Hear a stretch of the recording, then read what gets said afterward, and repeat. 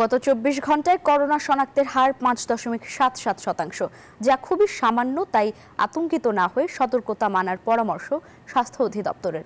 তবে যে কোনো পরিস্থিতি মোকাবেলায় প্রস্তুত রয়েছে রাজধানীর হাসপাতালগুলো। তৈরি করা হয়েছে করোনা কর্নার, চালু করা হয়েছে RT-PCR পরীক্ষা, আইসোলেশন ওয়ার্ড এবং আইসিইউ রয়েছে পর্যাপ্ত, বলছে হাসপাতাল কর্তৃপক্ষ। সুকন্যা আমিরের প্রতিবেদন।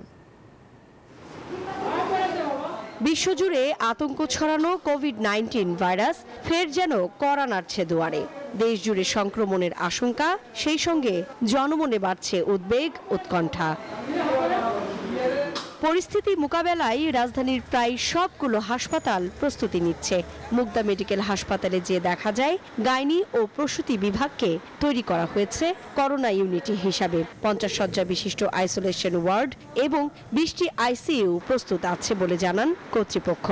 আমাদের 50 বেডের একটা আইসোলেশন ওয়ার্ড প্রস্তুত আছে, আর 20 বেডের কোভিড আইসিইউ ওয়ার্ড প্রস্তুত আছে। প্রাথমিকভাবে রোগ নির্ণয়ের জন্য আমাদের RT-PCR মেশিন এবং র্যাপিড অ্যান্টিজেন টেস্ট ল্যাব দুইটাই চালু আছে। ঢাকা মেডিকেল কলেজ হাসপাতাল, শহীদ সোহরাওয়ার্দী মেডিকেল কলেজ হাসপাতালেও তৈরি করা হয়েছে করোনা ইউনিট। চালু করা হয়েছে RT-PCR পরীক্ষার সুবিধা। করোনা টেস্টের জন্য যে বুথ স্যাম্পল কালেকশন বুথ স্থাপন করেছি এবং রোগীদের সর্দি কাশি জ্বর ফ্লু কর্নার স্থাপন করেছি, যার নেতৃত্ব দিবেন একজন RP। এদিকে মহাখালীর DNCC ডেডিকেটেড হাসপাতালটি বান্ডেল থাকলে প্রতি সেনমানিতে টাকা বাঁচবে।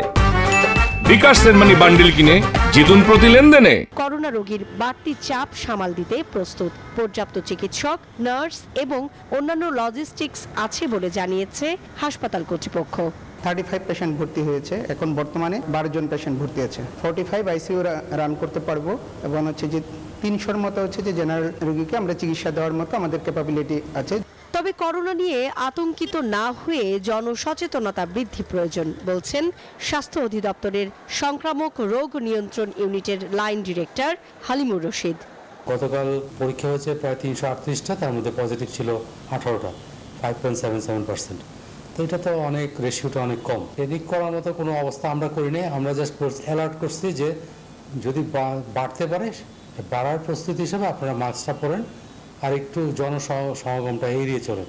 গত 24 ঘন্টায় দেশে করোনায় আক্রান্ত হয়ে মৃত্যু হয়েছে 2 জনের। একই সময়ে 18 জনের শরীরে করোনা ভাইরাস পাওয়া গেছে। এ নিয়ে গত 24 ঘন্টায় করোনা শনাক্তের হার 5.77%। আর মহামারী শুরু থেকে এখন পর্যন্ত করোনায় মোট শনাক্তের হার 13.05%। সুকন্যা আমির, নিউজ 24, ঢাকা।